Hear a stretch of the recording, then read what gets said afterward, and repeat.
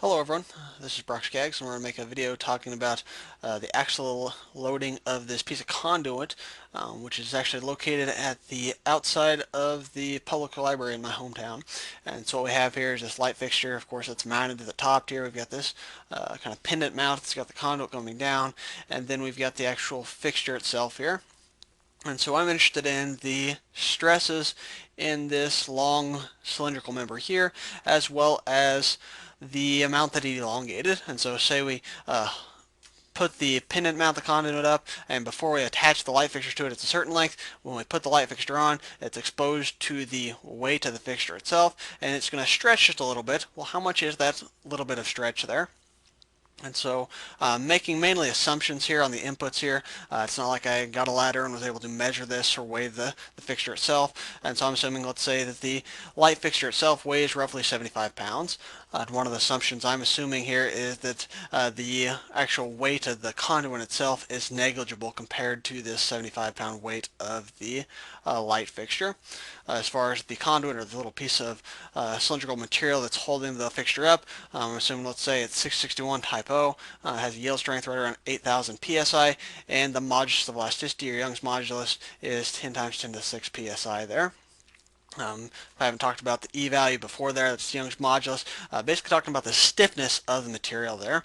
Aluminum alloys have right around 10 times 10 to the 6 psi. Steel alloys are around 30 times 10 to the 6 psi, just to give you a reference there. Conduit cross section here. We'll need a little bit about that cross sectional area or how to calculate it. Well, I'm giving you the outside diameter there of 1.25 inches, and let's assume it has a wall thickness of 50 thousandths of an inch. Also, the conduit length, this is the unloaded length that we're going to be talking about here, is 4 feet there. And so we took some conduit, we hack it off at a 4-foot length before it's ever experiencing any load associated with the carrying of the light fixture itself. And so what are we trying to solve here? Well, we're trying to figure out the normal stress experienced by the conduit and the amount of elongation of the conduit when we start carrying the weight of the fixture itself. All right, and so first thing I guess we can do is look at the fact that there is a normal stress experienced by the conduit. And so how are we going to do this? Well, let's just draw this rectangle here being our conduit, and we'll say this circle down here, this will represent the light fixture here. And so its attachment point is up here, and we'll say it's attached to some rigid ceiling there. And one thing we got to do is draw a free body diagram. It's always important if we're trying to find the normal stress experienced by the conduit. Well, here it's a axial loading. You can tell that by the video. I'm thinking sigma is F over A, direct stress application here. And so it's force divided by the cross-sectional area. Well, what is the force?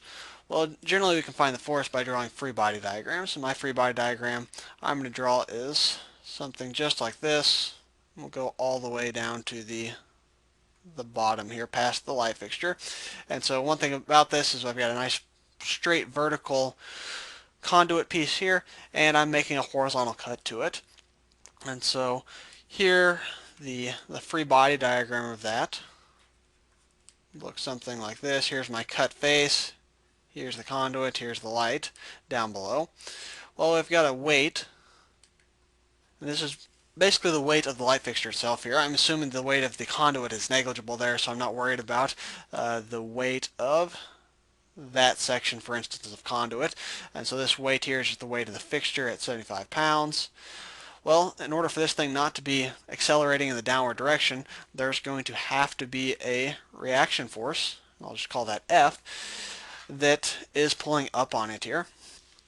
And so eventually that's tied in with the ceiling itself there. Here, just a simple one-dimensional problem here, so I can just say, well, the sum of the forces, we'll call it the y direction. Typically think of this as the x and y here. Would be what? Positive F minus W is equal to 0, so F is equal to 75 pounds. And so this would be the F in our normal stress application. How do I argue that there's normal stresses? Well, here is that nice perpendicular relationship we're talking about. Here we've got this horizontal surface that we've exposed using the free body diagram. This is the actual surface of the material itself, and then we've got the forces acting perpendicular to it, and so that's we have that nice perpendicular relationship right there, which is synonymous with the normal stresses there, associated with normal stresses. And so we have the F at 75 pounds. That's going to go right here. I guess we can go ahead and put that there. This is our 75 pounds. And what about the cross-sectional area? Well, I'll have to do a little bit of work for that, but not too bad. Here we've got the outer diameter and the wall thickness. And so I'll think here I need to find the inner diameter. And so I'll call that DI.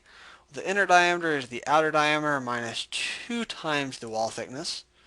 And so I've got 1.25 inches minus 2 times 0.05 inches.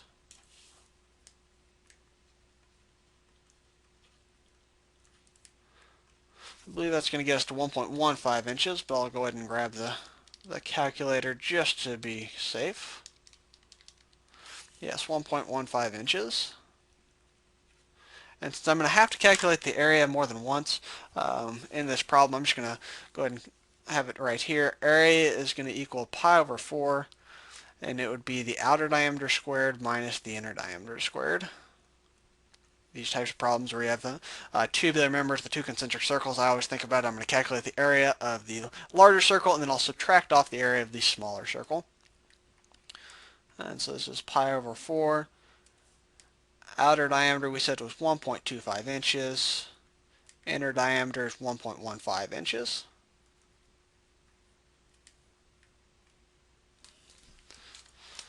And so I'll quickly pound that through the calculator here.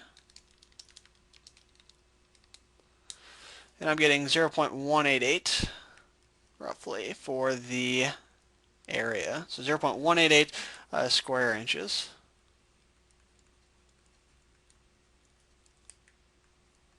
Just like so. And so 75 divided by that 0.188 square inches gets us to roughly 398. And the units there are PSI. So 398 PSI is the normal stress experienced by the section of conduit there. As far as tension or compression, I'll go ahead and emphasize that as comma T for tension. General rule of thumb is positive is tension, negative is compression, or you can put comma T, comma C to just further enforce that this is a tensile or compressive value for these types of problems. And so task number 1 is complete. This piece of conduit, pipe, whatever you want to call it, is experiencing a normal stress of 398 psi, and it's in tension. Number 2 here, okay, what's the elongation when carrying the weight of the light fixture? And so here the formula is going to be delta is equal to FL over A times E. And so should be some discussion a little bit on where this formula comes from, which will happen in lecture.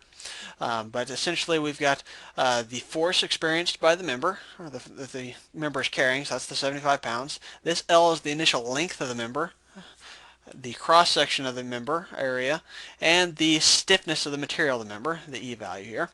And one of the things that you have to check with this equation is that you're below the yield strength of the material, because this actually starts, the derivation of this starts with Hooke's law, which is only good below the yield strength of the material. And so how do we check that?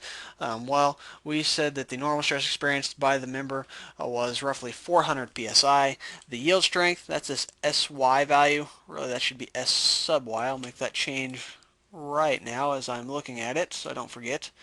S sub Y there stands for the yield strength. That's 8 KSI or 8,000 PSI.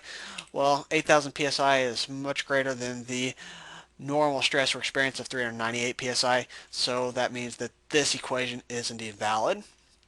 And so that's one of the things that when you start learning these mechanics of materials formulas, you need to kind of know the assumptions that are being made or the criteria that have to be met in order for them to be valid. And so for us, this is 75 pounds times the length. We said the unloaded length of the member was 48 inches. Dividing this by the cross-sectional area, that was 0.188 square inches. And then we've got the E value. And again, that was Young's modulus, the modulus of elasticity, if you will, of the material itself. Just a material property. We said it was made out of aluminum, so it's 10 times 10 to the 6 psi. And so, entering this now into the calculator, see what that value comes out to. Generally, you're expecting a fairly small value when you calculate these delta values. So if I came up with something here that was like 5 inches, I would probably go back and check my calculations to see if something was wrong, especially with the overall length just being 48 inches. And so I'm getting here 0.0019 inches approximately, so 1.9 thousandths of an inch. So if you have a pair of calipers, you can visually see how far this thing would elongate. If you don't have a pair of calipers, not very far is the gist of it there. By not very far, easily you would not be able to see this with the naked eye. And so when you hung up the conduit and then hang up the light fixture underneath it, it's not like you would visually feel or see the conduit stretch at all. You would have to have some specialized measuring equipment in order to catch that. And so that gets us task 2 knocked out.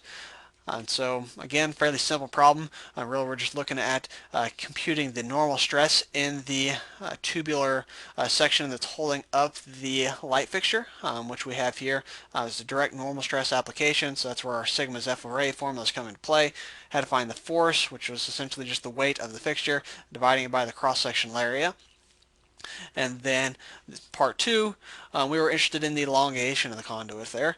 And so nothing is completely rigid, if you will. And so things are going to move a little bit. In this case, the conduit's going to stretch a little bit as the weight of the light fixture is applied to it. We're assuming this thing is kind of a quasi-static application where it's applied very, very slowly to it. And so that was this formula down here. Greek symbol delta is equal to FL over A times E.